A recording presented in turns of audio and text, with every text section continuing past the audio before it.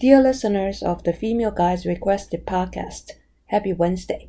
This is the host Ting Ting, and I'm still in my home country, Taiwan. Today, my dear friend and colleague Spencer Huffman has returned for the Everything SPI series. We tried our best to extract and organize important nuggets from our past experiences to help single-pitch instructors and whoever wants to enter the field of guiding. In this episode, we focus on site selection and group management. If you would like to check out our first episode of the series, please visit episode 20, in which we talk about professionalism and risk management. Both Spencer and I are AMGA certified rock guides and SPI providers. We co-taught an SPI course back in October 2023 and found that our teaching style was quite compatible and complementary. Therefore, we decided to do this podcast series, Everything SPI, to create supplemental material related to the SPI programs. Spencer and I both have deep roots in climbing education. We have over 20 years of field instructing experience and are confident that we can provide valuable insights. We also recognize that the field of climbing instruction is dynamic and we can't possibly know everything. So, if you have any questions, feedback, please reach out to help us improve. Now, please enjoy the second episode of Everything SPI with Spencer and Ting Ting.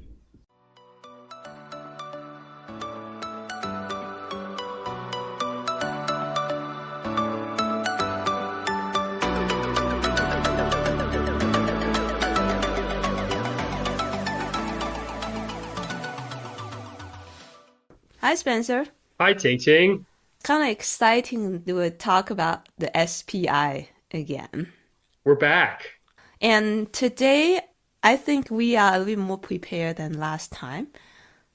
Because I actually do have an outline right in front of me, handwritten down. And I saw that you gave me some ideas about things that you want to add or comment on.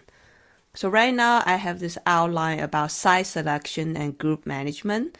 And I group these two together because I think they are kind of coming very close together, because when I select sites, because I want to fulfill my students' need, right? And then eventually I'll manage the student. And this group management is a little bit broad because sometimes it could only be one person, it could be two people, and it could be up to, like, for example, our SPI could be 1 to 6.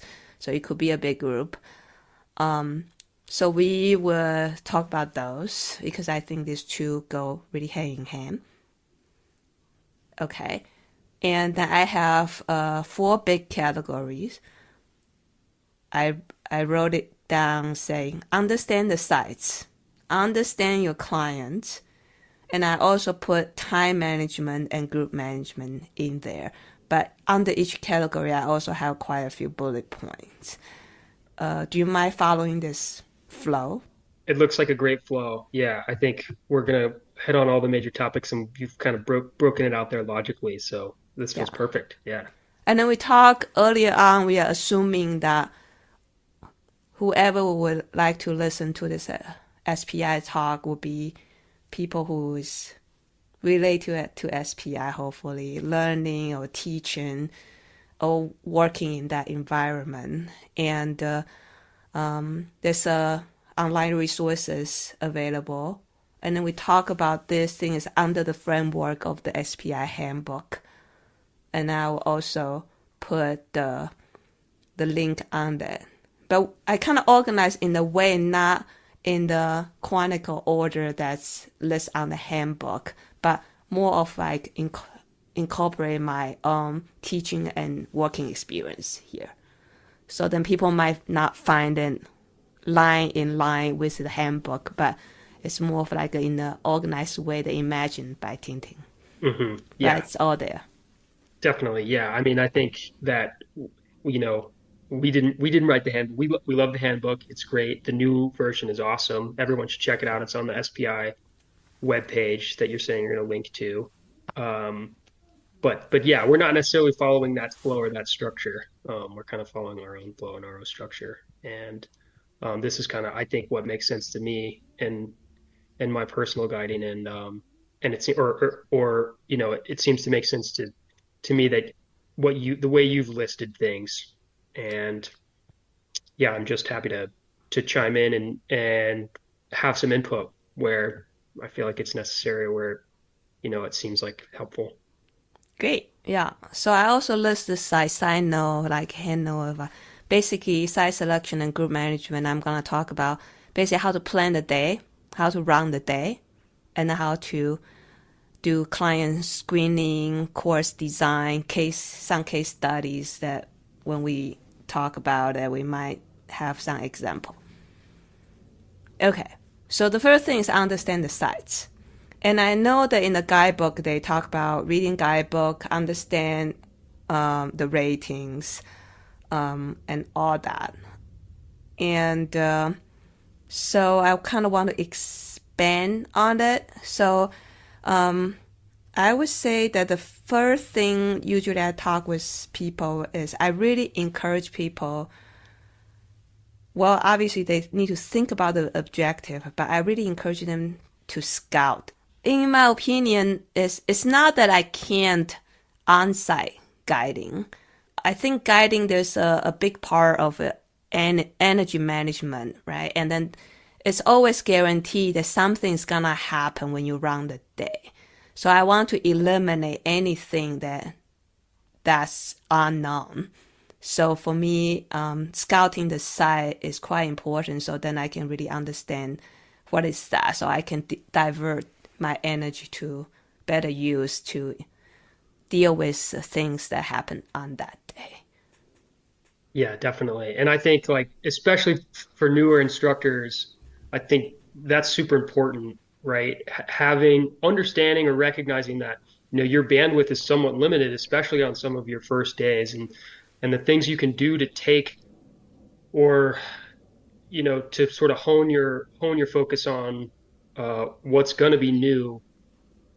I think that that's really useful and that can be kind of critical to, I mean, risk management especially. So, if you already know exactly what sort of anchor you're going to build before you get there, that's not one of those things that's first in your brain. You can be focused on client care. How are my people feeling?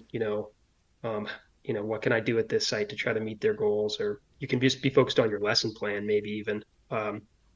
So yeah, I think I definitely offer the highest quality product when I'm not on siting. Not to say that I don't offer high quality products when I'm on siting, uh, but certainly it helps, And I think if I do on site something, I'm doing everything I can to gather as much information as possible beforehand. So even is it even truly on siting?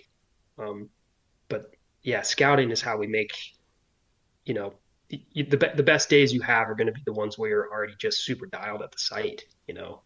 And in the exam and in our courses, certainly we do a lot of that, but there's something to be said about that sort of challenging exam environment, SPI exam environment.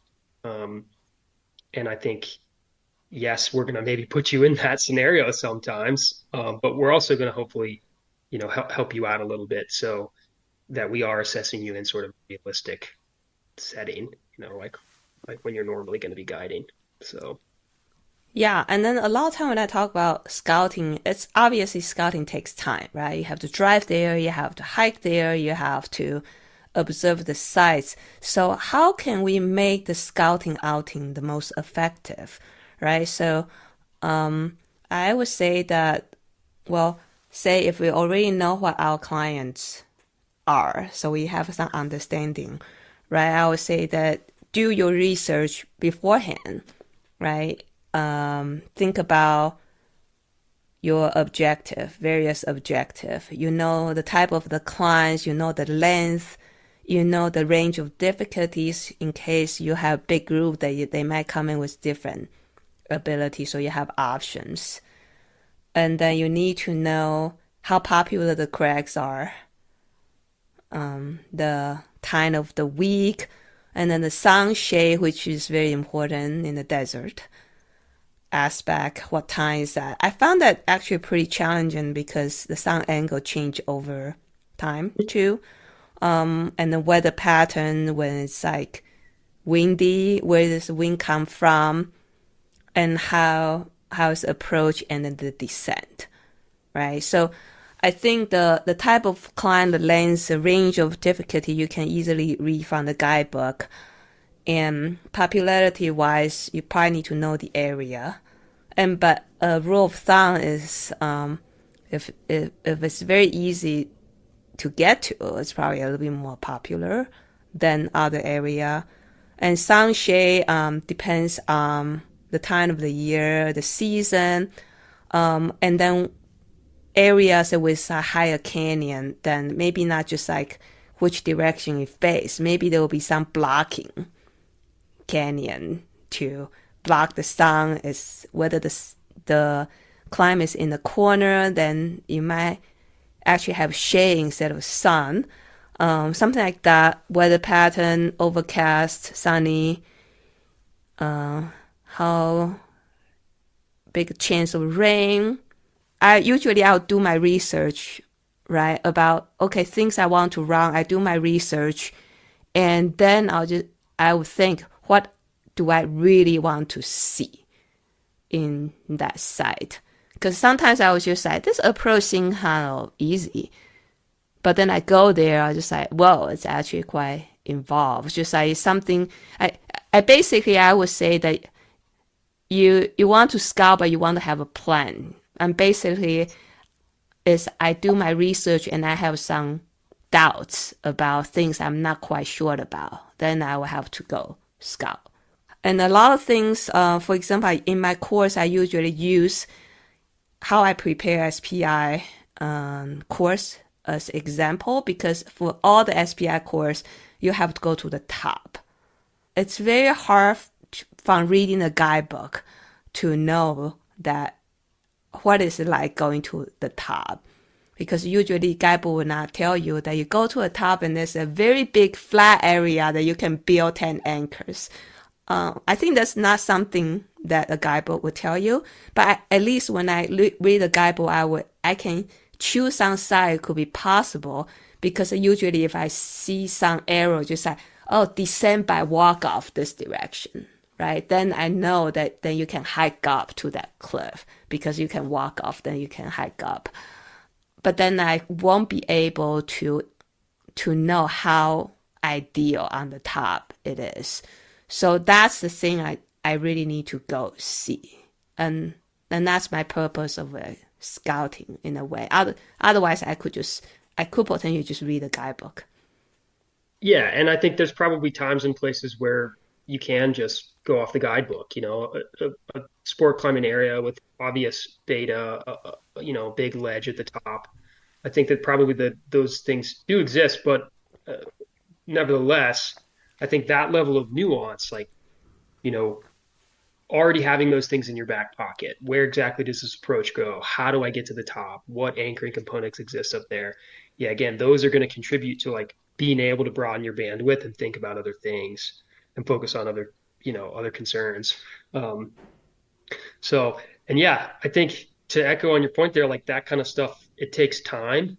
And I think a strategy that's helped me through the years is having a couple, like I'm thinking about this as like I have a repertoire of places where I can go to, and I'm just slowly adding to my catalog of places that like I'm familiar with over time. So, you know, I think I'm shooting for to try to master a crag early on that has a lot of potential options that can serve a lot of different needs for a lot of different people. And then I can kind of go back there a few times, regardless of what the goals or the demographic is, and I can start to sort of wire in that site.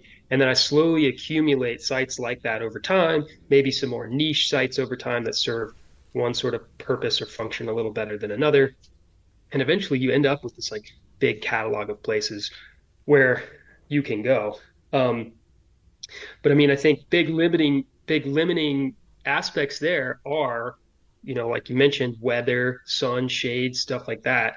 I think generally when people are transitioning from this sort of recreational climber role to a professional instructor, you have to think a lot more about like your participants' level of comfort or the people who are going to be there's level of comfort. And certainly, like I like to go out and be comfortable when I climb in my own personal climbing, but when I'm offering a product to somebody else, I mean, generally that's got to be up there with any other sort of goals and objectives of the day. It's like this person is probably not hiring me to stand in the sun and get, blasted by the sun in 100-degree weather. That's an extreme example, but I have to be thinking about those aspects and how they ultimately impact the outcomes of the day in a lot different sort of sense. I like that you use repertoire to describe, right? Because if people consider guiding their long-term career, because I have to say it's not like every time I guide, it's, okay, backtrack a little bit. I have on-site guide before, Yeah. obviously. But then I feel like by at the very beginning when you are not sure, you scout, you know what you want to see, and then they also will help you later on that even you don't operate in the same site or same area, that will help you, that even you have to on-site, you go to this area, then you can quickly pick up things that you want to see.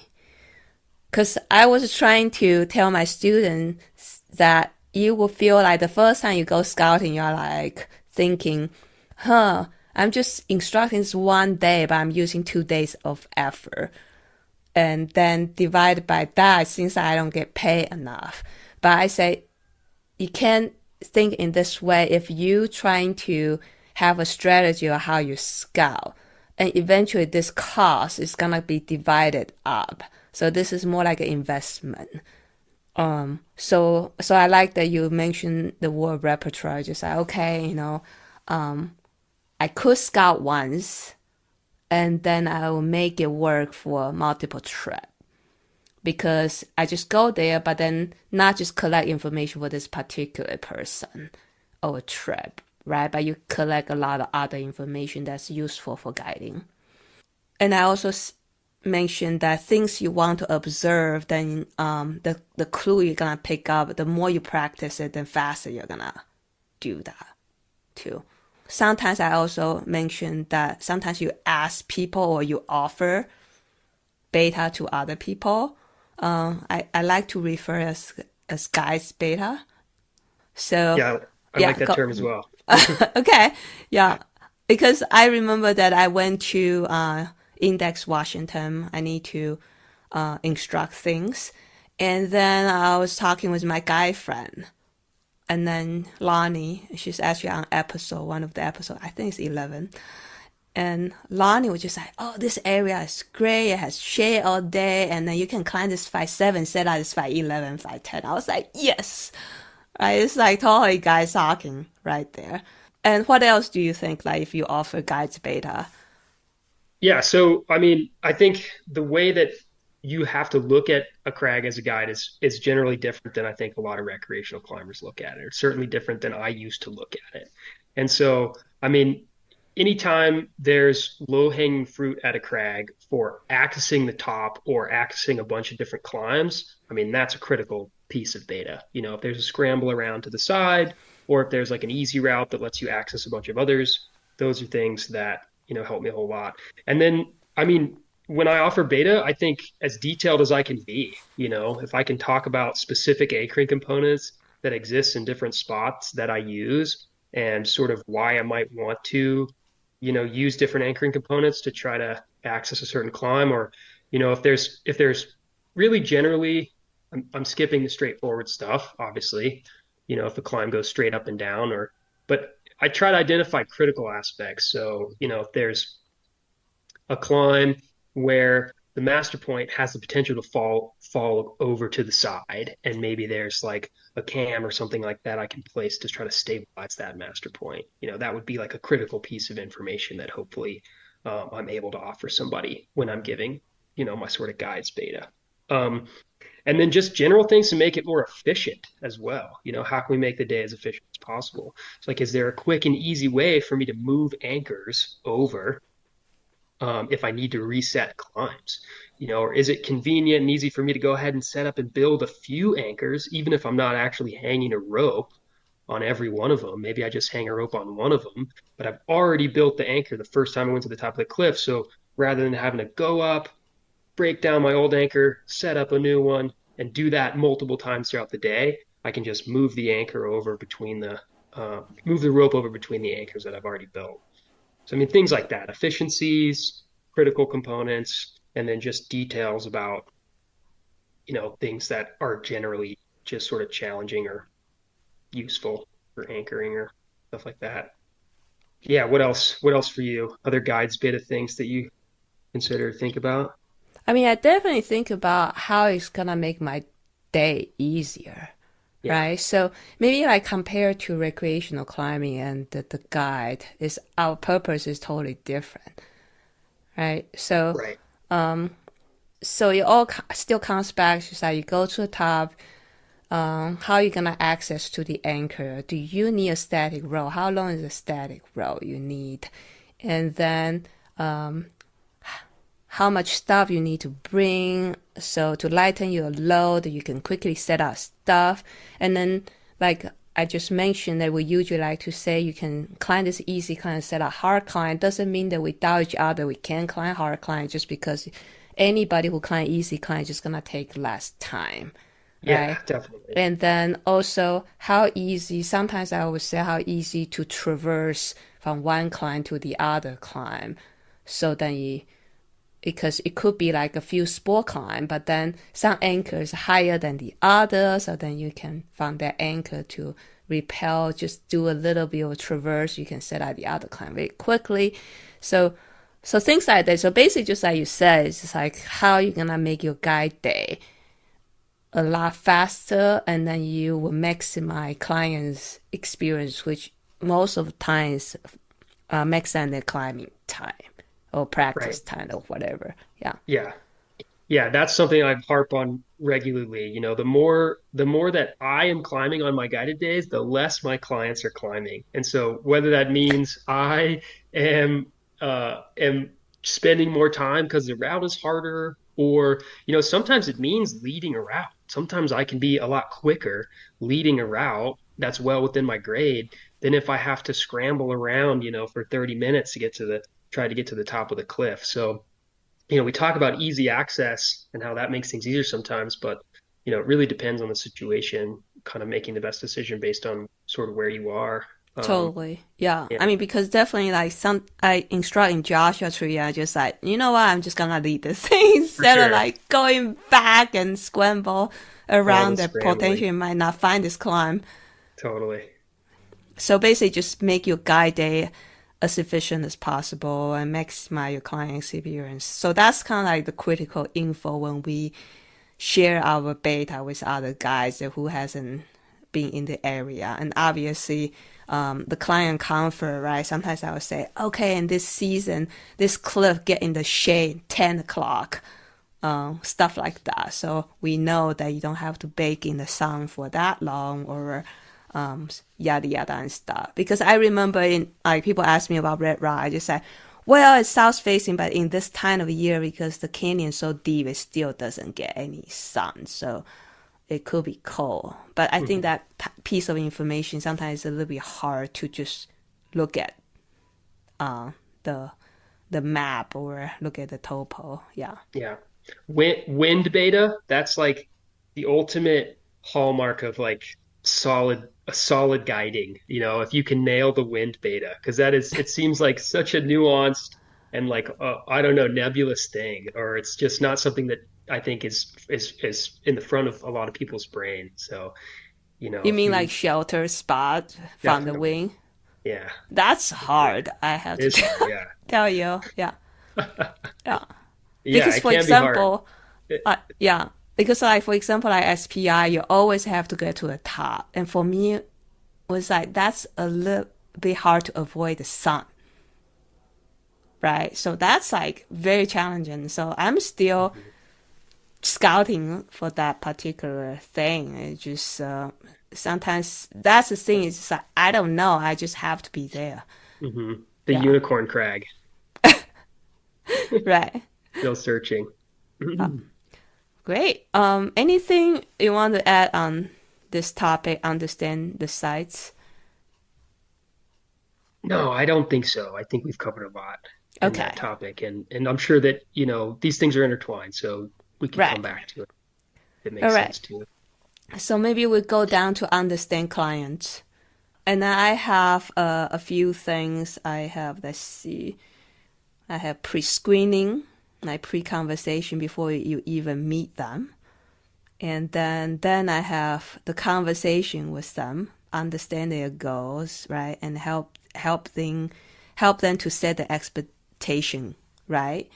And then I have help them to realize their potentials.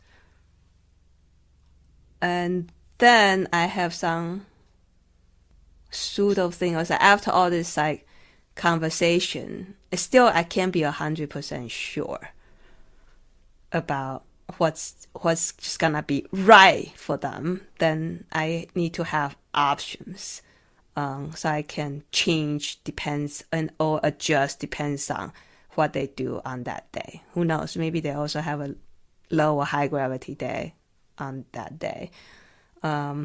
So and I found that my students a lot they will ask me about screening clients, and I think it's hard.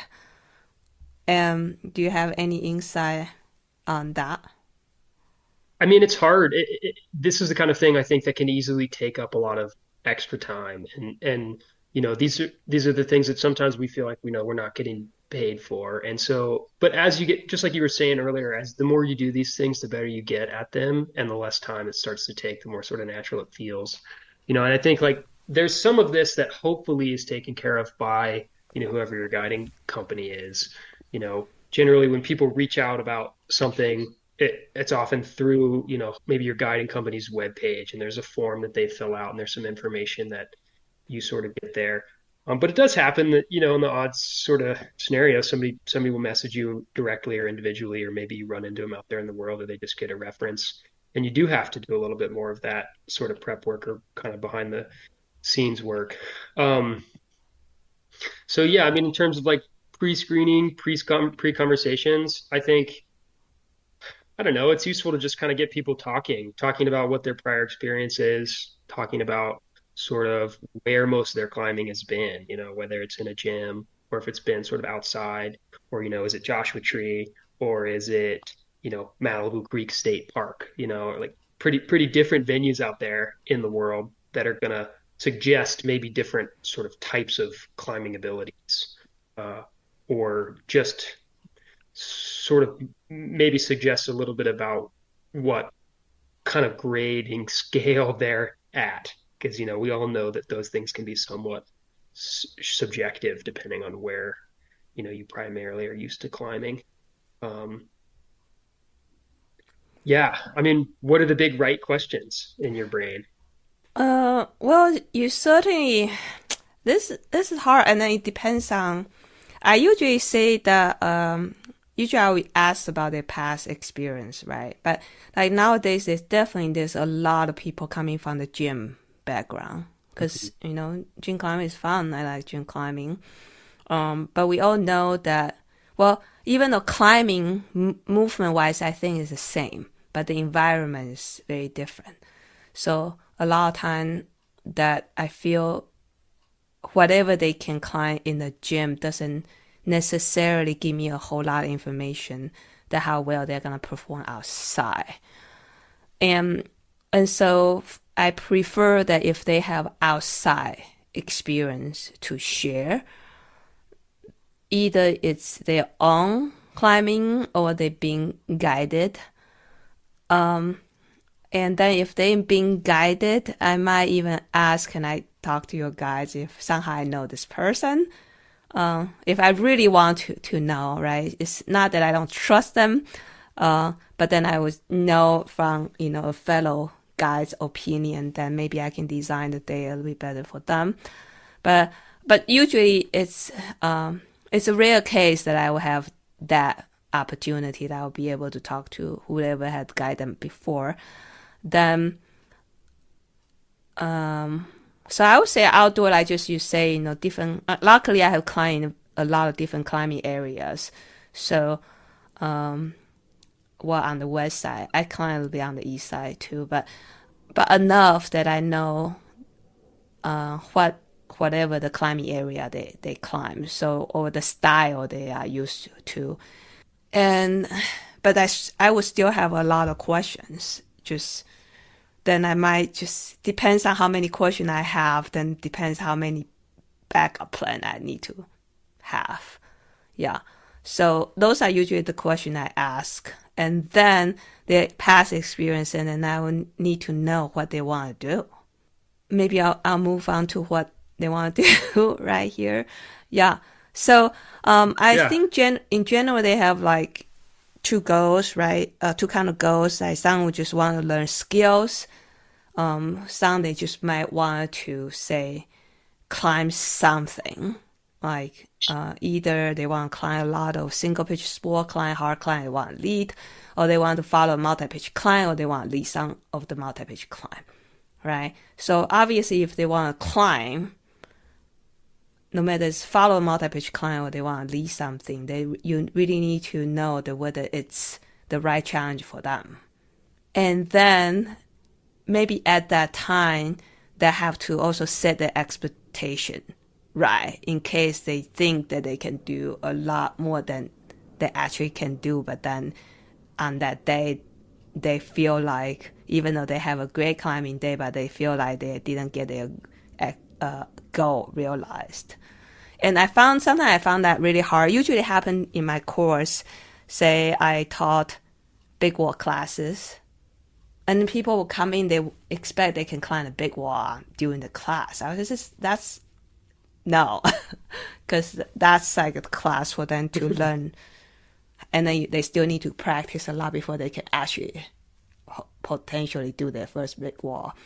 Or people who want to learn multi-pitch climb, and then obviously we'll go on multi-pitch climb, but usually maybe at most like 2 or 3 pitches. But people would just say, "Oh, I want to climb a low multi-pitch climb," but then I'll just say, "No, this is a learn how to multi-pitch class.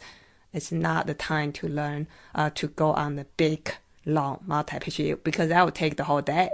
Then we would have no time to learn skill." So that type of things, I feel at the very beginning, I feel that I didn't communicate enough about the expectation, but now I learned because if people think that what they got exceeds their expectation, then they have a happy day. But if they have this unrealistic, very high expectation, then obviously no matter how hard you do, you're not gonna deliver even you try very hard. Then they would think that they are not satisfied with that day, and then the client experience suffers too, and your reputation probably suffers too. So, I mean, that's my experience. What do you think? Yeah, I think, this is all part of the conversation beforehand in my private guiding. I think, yeah, that's a good summary of sort of generally the type of goals that I see people come to me with. You know, either they want to climb in some capacity, maybe because it's a first experience, or they have some specific skill set that they're hiring us for, intro to trad clinic or, something like that. I think SPIs are going to work in a lot of different environments. It's not just necessarily going to be private guiding. And then there's another kind of layer to this when that is the situation. So, there's all different kinds of programs out there that are running climbing for all different sort of reasons. So, understanding what the program you're working for goals are and how climbing sort of fits into whatever broader mission that is, that's a piece of this as well. And that's going to be very program dependent. I'm sure that there are similarities between those programs and then, even private guiding. I think, to be honest, like on a lot of those days, climbing is new for people. It doesn't have to be crazy complicated. It's fun and it's exciting environment. If you sort of bring that positive energy to those days, I think people are going to have a good experience. And I think that often in those sort of bigger group settings, the goal can sort of change, and you can have an influence over the goal a little bit. It doesn't necessarily just have to be, you know, climbing and getting to the top. There's other tools that we can use to try to make the day fun and exciting and engaging for people, and sort of collaborative and group oriented. So those are maybe a little bit outside of the realm of private guiding sometimes, but I think it's useful to remember that wherever you end up working, the goals could change just depending on what sort of the program outcomes are. And at the end of the day, if people are getting on routes and uh you know they're like learning some new stuff and belaying each other, and they're hopefully making to the top of at least a route, or have the chance to make it to the top of a route, then the odds are on days like that you're going to be able to provide a good experience, or extract some sort of positive situation out of the day. um, and I think the other side of that is those sort of smaller scale individual private guiding days when you really do have to be on it with the curriculum that you're teaching, and then you really have to be on it uh, in terms of making sure that you know what they want and what exactly they're after. Um, and a lot of times on those days there's a preset curriculum. If somebody hires me for an intro to trad course, a lot of times the companies I'm working for kind of have sold a somewhat specific thing. And certainly, when I get people in the door, often my discussion is, or the first thing I'll say, or I'll try to say at some point, is like, yes, there is this curriculum here that maybe you've sold or you've been seeing, but what's more important than anything is like getting you here so that you can receive some instruction in a sort of formal way, and um, we just get you in the door and sort of cater to what your needs are. So I think, I try to have these pre-conversations to understand people's goals, but things ultimately do sort of change, and you have to sort of be adaptable and ready to shift when you make it out there. So anyways, I'm jumping around a lot. I think there's some different categories here, right? So, within the private guided realm, there's like this sort of either technical focus or just technical skill development focus, or sort of climbing guiding focus. And then in the sort of programmatic realm, sure, those things exist as well, but there might be other outcomes to consider too. So I guess I'm just trying to paint a broad picture of what all exists out there in the world for people. Um, and I don't know, maybe it's hard to go into a ton of detail about every single one of those sort of aspects or So facets, you but mentioned about um, that you can influence the goal of the day. So can you give me an example of that? yeah, totally. So, I mean, I think this is something it is a little more common in sort of bigger group settings.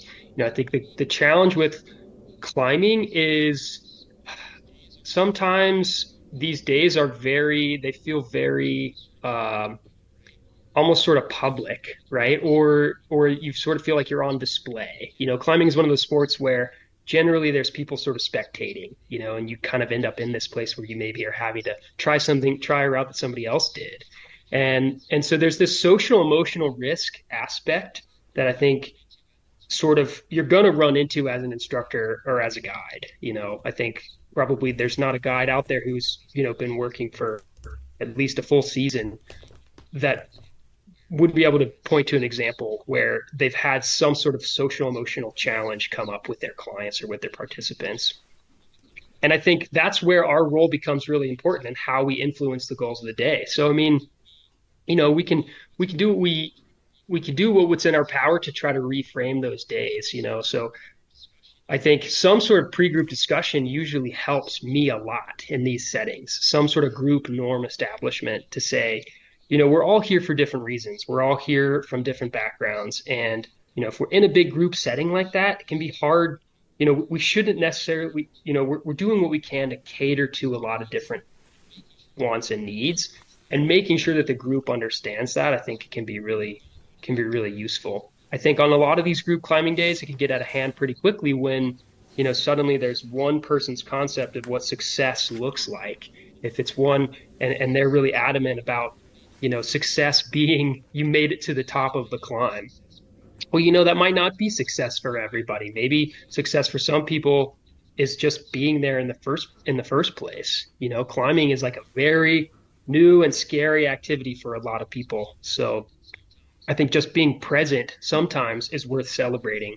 And I think, you know, remembering that you have an influence, right? As the instructor, as the guide there, you know, you do ultimately have an influence in what your clients see as success. So I definitely am harping on that heavily in these SPI courses, trying to make sure that people leave understanding that whatever sort of your goals and visions are as a personal climber for you, that doesn't necessarily have anything to do with your clients, you know, or your participants, like who you're with that day. Um, so yeah, I mean, I think goals can be very, very broad and all across the board.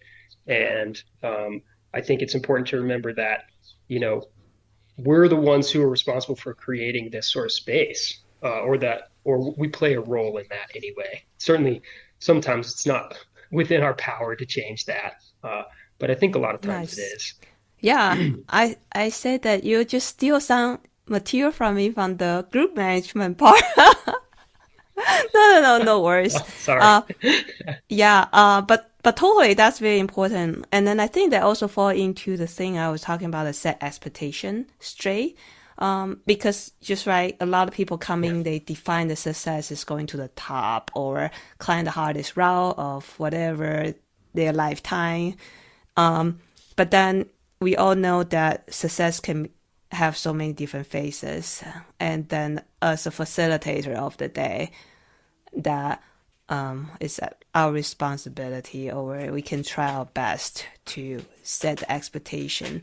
And then just like you said, it's just like people, when they see other people do it, then the goal of today for then all of a sudden change, right? It's if people are always get influenced by other people, it's like, wow, Spencer teach this way. Maybe next time I should teach it this way.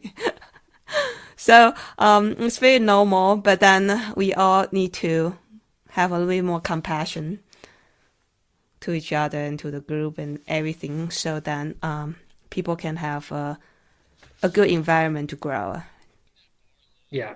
I think setting that bar low sometimes can be helpful. I mean, I say low bar, but like, you know, there's going to be all different skill sets and abilities in some of these bigger group days. And just like setting, when I say a low bar, what I really mean is setting the bar that's just achievable for all of your participants, you know, and like let's just define that as success. And then everything on top of that can be icing. It's just Yeah. icing on the cake. And how about Yeah.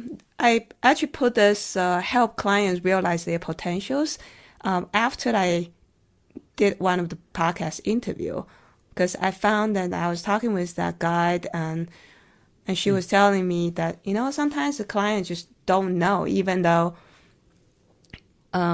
we kind of assume they just want to climb this, they want to climb harder grade, but they sometimes they just come in, they want to have a good day, but they also don't know how to define a good day, and that's also like our responsibility to help them, because we just know climbing well being, so hopefully we know climbing more in a wider spectrum angle than them, so we can provide more options for them. Yeah, knowing your audience and predicting what it is that they, you know, might just generally want or need is super useful going into the day. I mean, right? Like I think if you're climbing with a brand new climber that day, they're not going to know whether they prefer slab climbing to, you know, you know, having some plates and jugs, vertical jugs to hold on to. Um, so so yeah, I mean, you can help them hopefully have a conversation about what exists just out, what's out there, you know, because people might not know what they don't know. Yeah, I love that. I mean, yeah, I think that's huge and not Yeah, necessarily and one I and would have I thought think of that's either. So beautiful, because we always want to. I always say that I like to choose objective. It's challenge for them, but it's not unachievable, right? Because if it's too easy, it's kind of boring. But it's too hard, it's frustrating. It's kind of nice to, like for me, right? It's the same for me, because I want to see success and progress in my own effort. Then I just kind of assume that people enjoying that experience. And but obviously, we do a lot of conversation with them. We ask a lot of questions, and we kind of have to make assumptions.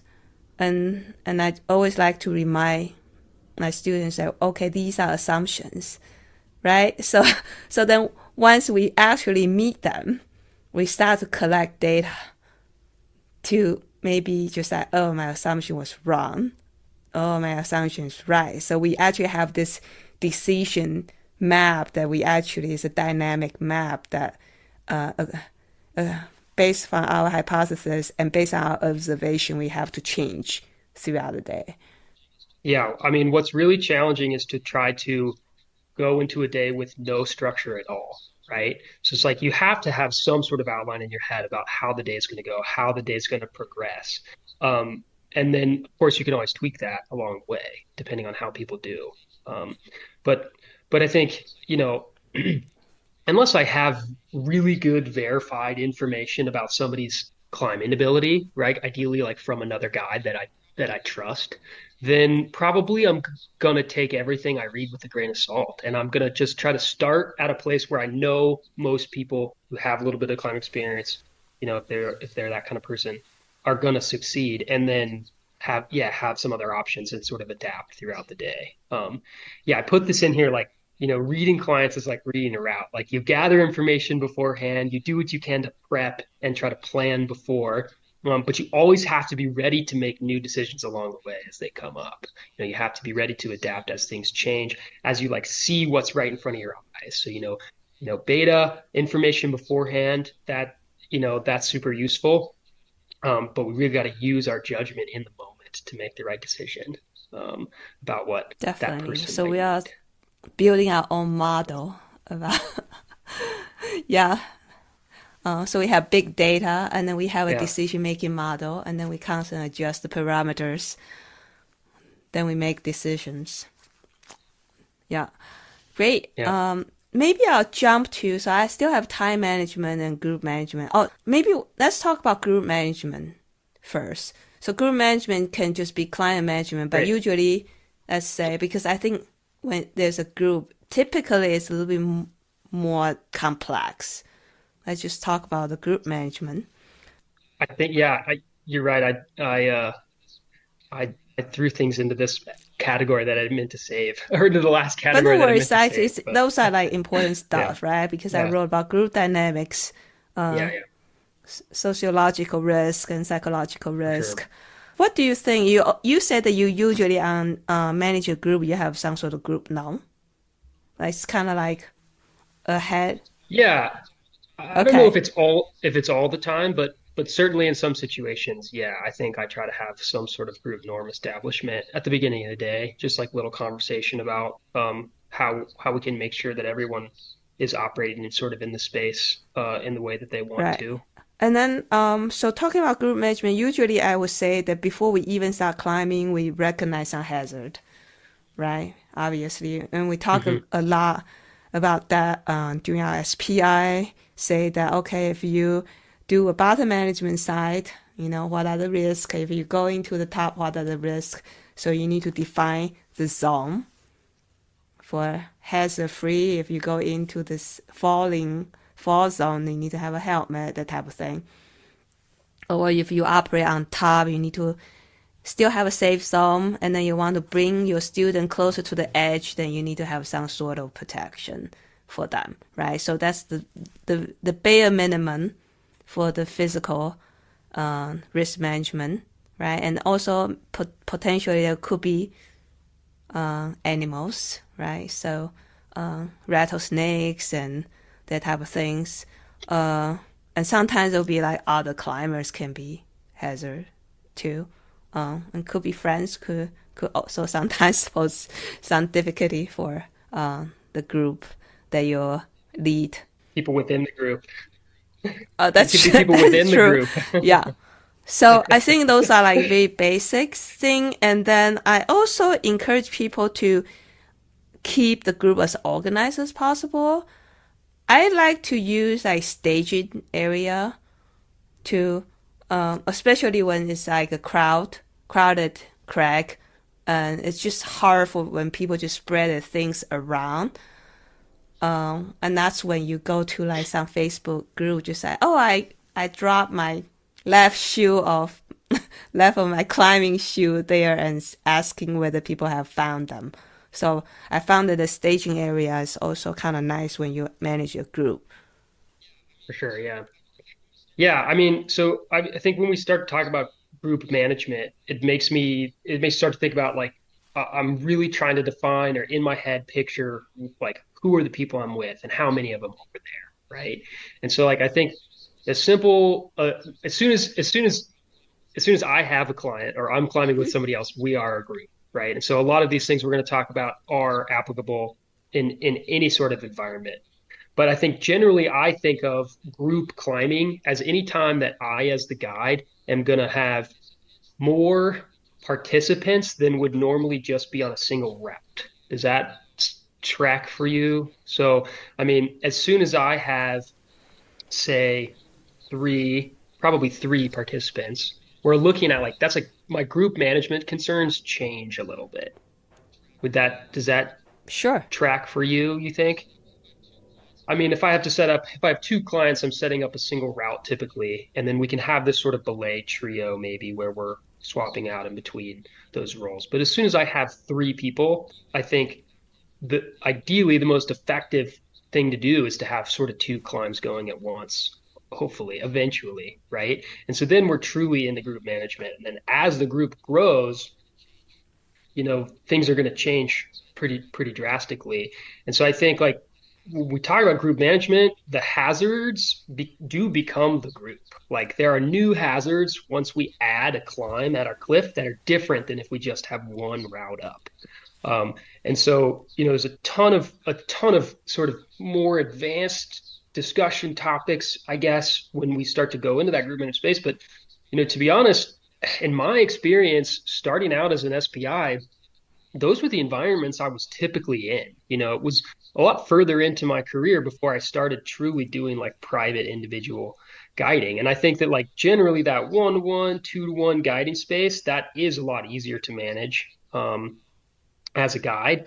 But I think there's going to be a lot of SPIs who step right into these spaces where like you're in a group setting and you have potentially a lot of participants at the same time. And how do we like what truly are the hazards when that happens? And there's a lot of new ones. Like, if we're gonna have an effective and efficient day where, my clients climb more than one route, probably we're gonna have to have multiple climbs going. And is it just me? Are there gonna be multiple guides there helping me? Who's gonna like am I going to have to teach some people how to belay, or do they already know how to belay? Uh, how do I verify that they're ready to belay without me, you know, having my hands ready to grab onto the brake strand if I need to? Or can I maybe start to step away and belay on a separate climb while one of my clients continues to belay? So I think there's just like a lot of new risks that come into play, new hazards that come into play when we talk about big group management. And, you know, my strategy has always been to have some sort of brainstorm session the night before or a couple days before, hopefully with my cohort, if there is a cohort, about how I'm going to start to manage those risks. So there's way more than probably we could cover here in a allotted time. Maybe we could start to, but but a lot of new things are introduced to site hazard and or to recognizing hazards when the group starts to grow. Um, Anyways, that was a tangent. How do you feel about all of I'm not those so things? good. Yeah, I mean, early days, I more often manage big group, and newer people too. Yeah, and I found that so I used to instruct a high school, college kids, and to me, definitely just watching it, there's a lot of housekeeping items. Yeah, right. So then that's when Yeah, back then that's when I really talk about the helmet zone, or like when I started to do private guiding, just like, okay, put your helmet on. I don't even talk about like helmet zone as detail, right? So, or like in yeah, the past when I have a group, which is like, oh, if somebody yell rock, what do you do? Things like that. Yeah. So, because you really need to make sure that everybody's on the same page. Yeah, great. And then what like when you like Yeah, for brainstorm, sure. what kind of like hazard like other than physical hazard, and then we also talk about earlier on when we talk about understand clients about those group dynamics. What else are you talking about? Yeah, I mean, I think the big ones are, so as soon as I have to perform another task other than belay one person or belay or watch somebody else, actively monitor somebody else belay, then I think there's a lot of new ones. So I mean, and even if I am just, there's a big difference there between me belaying myself as the guide and me monitoring a belay. Those are two very different things, right?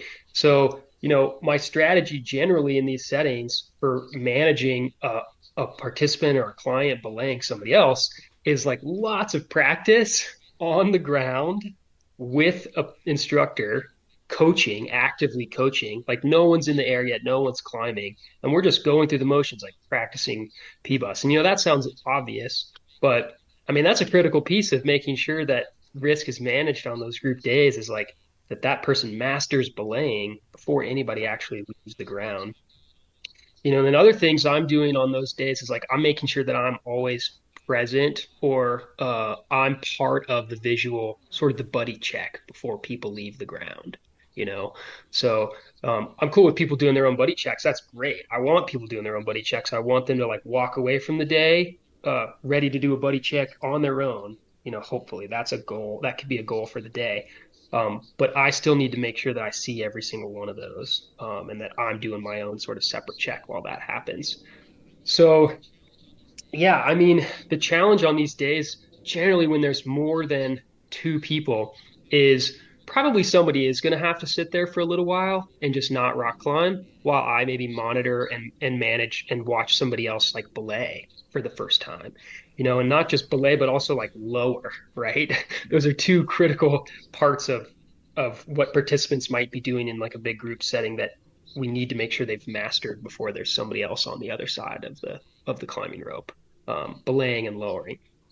And then generally, once I've sort of had a chance to teach one or a couple people how to belay, then maybe I feel okay, doing another task. So I could be belaying right next door with my gree and sort of watching and actively monitoring and still being ready to coach. But but yeah, I think those are kind of the big ones for like the bigger group management days for belaying. Um, And maybe we yeah, discuss a little bit about how do you collaborate with other guys and what do you talk about? Because I found that that's happened a lot during the SPI assessment. Because usually we can't really get, I mean, say if we have 6 people that need to be assessed, there's no way we can get 30 people in the crack. It's just not realistic and it's not LNT. So usually they have to work together. They have to work with their co-instructors, and which I think is also kind of interesting that back when I work for NOS, that's what we do a lot. I usually work with other instructors, which is very common. But nowadays, I usually work alone, that I don't have that. But I think that's also very important skill to have, especially probably some of the SPI, they would at least work with one other instructor or potentially two. So they need to talk about it. for sure. Yeah, I mean, and I think, we have these set ratios that we are, that we follow. But to be honest, like 6-to-1 guided day, 6 participants to one me, that's like that's like not always the most high quality day, like probably I'm gonna have to be really focused on one or maybe just two climbs. People are gonna get a lot less climbing in. So I certainly am encouraging folks early on to even have a lower ratio than that. Like if you could have 7 people on a day instead of six and two guides, I mean that's like a really great opportunity for you to um, work with another guide, co-instruct with another guide, and not be overburdened. And people are still going to get a high quality product that day, I think. So those are opportunities to look out for, I think, for newer folks. Is yeah, we've got these ratios, but you know, you're going to have to determine, and hopefully your guiding company is going to have to determine whether or not, it's those even the ratios that are out there are appropriate for you or for the participants. So And then usually, like, what do you talk with your co-guide? co-guide discussion, yeah. I mean, some sort of group chat beforehand. I worked at the North Carolina Outbound School for quite a while, and we had a mnemonic in the morning that we would discuss. I think, it's Sharp or Sharpie. I think you could use either sort of one of those. And every letter stood for a different thing. So, we might just generally talk about what the site is, sort of what climbs are we planning to rig for the day, what things are going to So, go like the up, plan of the day, right? and are those appropriate? Totally, yeah. Game plan for the day from A to B, from like start to finish. What's a full picture of our game plan? We might go ahead and identify specific, site-specific hazards, if those exist, or just any other general hazards, weather hazards, stuff like that. If there's one climb in particular that has a precarious stance at the base to manage, that's something that hopefully the group knows about. Um, yeah, I mean, how you're gonna shift back and forth between things if goals need to change through the day, if we plan to re-rig all of our routes halfway through the day, how's that shift going to occur and how's it going to occur safely if one person has to sort of leave the base manage area. So stuff like that. I mean, just generally trying to really clearly establish roles, I think is something that can be really helpful.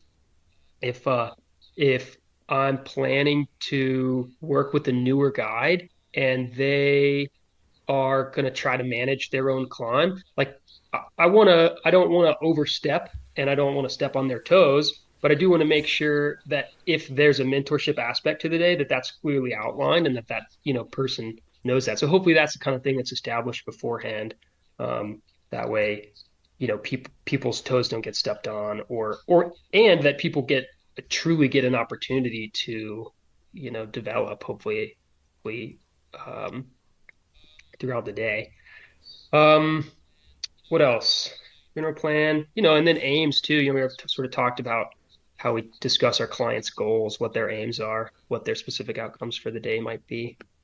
So Okay. Yeah. I So think to that's most of the summarize, things. okay, the plan of the day, understand the site, what kind of clients, basically that's the plan of the day, who's gonna do what, their roles, and then maybe talk a little bit about things they need to pay attention, or things they need to know about the clients. Maybe some people have some medical conditions, uh, or some people need a little bit special care, who knows, and then maybe their goals to check in with that, and obviously the hazards of a day, Totally. and then and yeah, um, That okay, acronym's helpful for me. I don't know. It's not great to describe an acronym over a podcast. It helps for people to see those things written out, I think, generally. sharp. But, That you can send me sharp, what that that's the one acronym that, means. I can yeah, put it on the show notes for sure. for sure. Yeah, so sharp, Definitely, yeah. SHARP. What the? Site hazards, Okay. aims, like meaning goals, Mm-hmm. roles. So who's going to be managing what climb, stuff like that. Who's big eye on weather? Who's going to be in charge of making sure everyone's drinking water, something like that. And then P. P Right. is just the whole Yeah. plan for the day. And one thing I wanted to add is I observe is that a lot of time doing the SPI assessment, well, obviously they're all a little nervous because of exam stress, and then and usually there's no clear leadership because they are always afraid they might step on each other's toes. So when there's some awkward silence, nobody really act on anything. Not saying that they are incompetent, just like, oh, maybe I should not be the one. Maybe somebody else will do that. Or it could be the other way around. Everybody's jumping on to trying to perform. So I see that quite a few times. So I actually suggest them they could be useful for them. So just to make sure that they and then the volunteer not just staring at each other and nobody talk, and so and left people feel like left behind and stuff. Yeah, because I in the past when work for notes, there's some supervision roles. So we have the course director, this will be the patrol leader and all that. I bet our bank has something similar. But once you start working with, Yeah. like for example, say if we work SPI course together, we probably don't have a clear hierarchy. But then we also being instructed for long, so I'm not super worried about, oh, we'll just see somebody, nobody just talk to them, and then definitely you and I is gonna pay attention to those things. But I found that for new instructor, those are like a little bit hard because, like, I would not worry that if I say something, you would just feel like, oh, I took away your chance of speak, right? But then I think for new people, that's probably something that they're worried. Definitely. Yeah, I mean, co-instructing is a skill in and of itself. So that's something that SPIs are going to have to develop over time, the more they have to do it. I think, generally what feels this conversation is going to change depending on whether or not you know the person you're co-instructing with, obviously. But I think generally like the thread through all these things, the kind of most important thread is I think every instructor, we just need to be honest about where we are. We need to be honest with ourselves and we need to be honest with our co-instructors about where we are. And then communicate those things at the beginning of the day. I think like when you become an SPI, our hope is that you can go out and you can work single pitch days. You're ready to go out and work single pitch days. Um, but it's okay if there's things you still aren't 100% at, but what is not okay is to not be honest with yourself and your coworkers about what those things are. Um, you know, you don't have to be perfect, but you do need to uh, communicate hopefully with your co-instructors and with yourself when you're not set up to be And being perfect. perfect is actually too stressful, so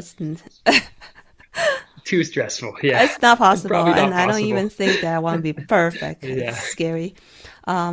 Yeah, No, definitely. definitely. And let's come back to the group dynamics. I mean, you already talked a little bit about it.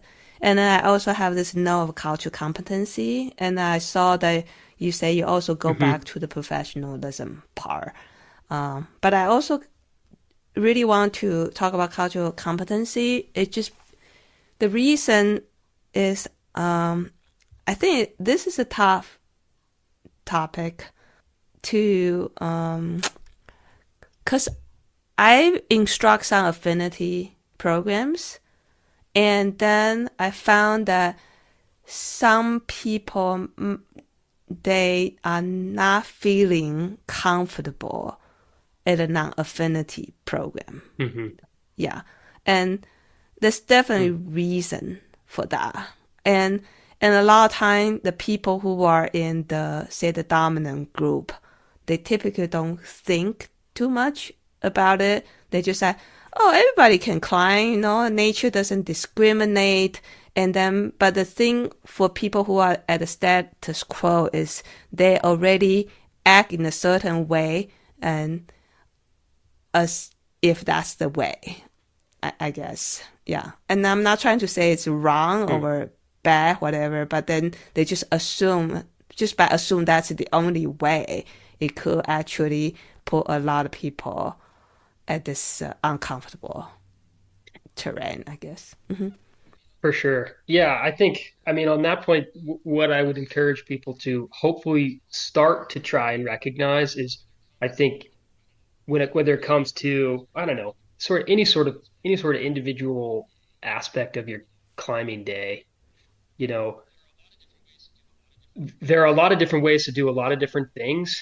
And the more I instruct, the more I realize there is no one way. There is no the way. There are a lot of different ways, and they're all there. Generally there is a best way for this specific situation, but that best way can change really quickly as soon as the situation changes. So yeah, try not to be attached to things that you know or do or learn, you just because they're you or they're yours. I think, you know, um, I guess that's my Okay. piece to add Yeah. there. Certainly there's more when it comes to cultural competency in Yeah, I general, mean, my but approach, I mean, obviously I can, I mean, for people's experience, nobody, I mean, even we are the most empathetic person that we trying to be, it's still you can't really feel other people's experience. I mean, and even I hear that yeah, experience a lot of time I have to process really hard to to try to understand. I'm not gonna claim that I understand them all, right? But then the only yeah, the only approach I could think is I try to imagine that if I was also the minority and then going to this environment, I was intimidated. Uh, so then I could probably have some compassion for that. Yeah. And then obviously no assumption is always important. Yeah. Because I found it's certainly very easy. You just have things that you are so used to, then you just think that's the way. for sure. Yeah, yeah, definitely. Yeah, I think as an instructor, we have to recognize that there are a lot of different ways, and we have to be ready to validate people for whatever ways that they're sort of coming in with. Um, and the frame, yeah, all different framing that helps me kind of breach those gaps if I do feel like somebody should do something in a different way, approaching that um, in a way that shows the person that it is out of a place of compassion. It's Right. not out of a place of judgment. Um, Cool. And all right, I see. And I actually add the time management to this outline the last, but I found that it's actually quite important because I usually phrase definitely. that, look, I also want to go home and have dinner. I don't want to like overwork, but it's not just about that. I think I think the time management definitely not just keep track of the time or how things flow, right? Because you say, oh, okay, this client takes this many minutes, then how many client can we set up? So you also can help you plan for the day, and then also keep track of the energy level and then the pacing. And I learned that because I found that for newer climber, I mean, even myself, just like, when I just sport climbing, I want to keep climbing, and then eventually I realize I need to take a longer break. So I have to pace that day, right? So I just can't. So you also don't want to tire out your new climbers at the first 2 hours, and then what? What are you gonna? I mean, obviously, there's still a lot of things you can do, but then if you exhaust Yeah. their energy, then your plan might be a little bit plan. So it's nice to alternate things. Yeah, and people don't know what they don't know. You're the one who has to predict that folks, might get tuckered out and so yeah, ultimately that's part of the product that you're offering, it's like did you account for the fact that the person is maybe going to get a little more tired than you are after sport climbing for Yeah, 4 hours straight. so I found that the pacing, I help them to pace the day, is also quite important. Because Yeah. I found sometimes a group will be at the very beginning they're all shy because they're just like, oh, I kind of want to see other people climb first, and then all of a sudden toward the end they all want to climb their last climb, so then it becomes this infinite loop of like people always just want to climb more, and then you love that they want to climb more, but then you say, well, we actually have a lot of time that it was inactive, so wish that they could just climb more first. Yeah. Yeah. Yeah, and I think like front loading folks with that too, like helping them understand that like, okay, yeah, we could come out here and just try to get as many climbs in as possible, but like let's build in rest as part of climbing. Let's like build in recovery time throughout the day. Just anecdotally here, early on when I first started guiding, my goal was always just to try to get as many my clients climbed on as many routes as absolutely possible. But then, you realize pretty quickly, like, okay, I just had my client climb 5 pitches in 2 hours, and their fingertips are shredded from this limestone, and the day is over, right? At any grade. So I think that the piece of time management here, for sure, that's worth touching on is pacing and making sure that you're predicting how much fatigue is going to set in for folks, and just trying to really structure the day, um, not just necessarily get as many climbs as possible, but like, you know, to try to set the day up so that it's, have a holistic sort of view of the day and how much climbing we're Yeah, going to get in. pacing, right? Yeah, Including the time, like the real pacing, time, yeah.